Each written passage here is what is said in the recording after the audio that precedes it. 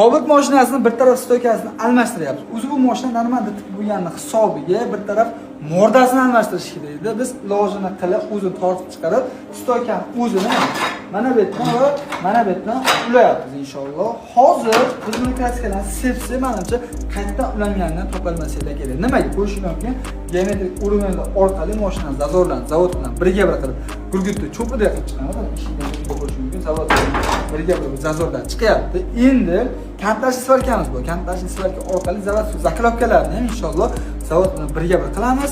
Germetikalarni o'xshatamiz va klassikalarni sepsak, qarabsizki, siz mashina qaytadan ulanganini topolmay qolasiz. Shu ishimizga sizlar orqalardan mashina olayotganlar aldanib qolyapti. Akalar, biz oldi soatga aralashmaymiz. Shunchaki o'zimiz ishimizni qilyapmiz, sifatli ish qilishga harakat qilyapmiz. Nima deysizlar? To'g'rimi yoki noto'g'rimi? Endi mashinani aldab sotadiganlar kelsa, ularga Allohning o'zi insof bersin. Biz shunchaki o'zbek ustalari ham qo'li gul ekanligini dunyoga ko'rsatmoqchimiz xolos.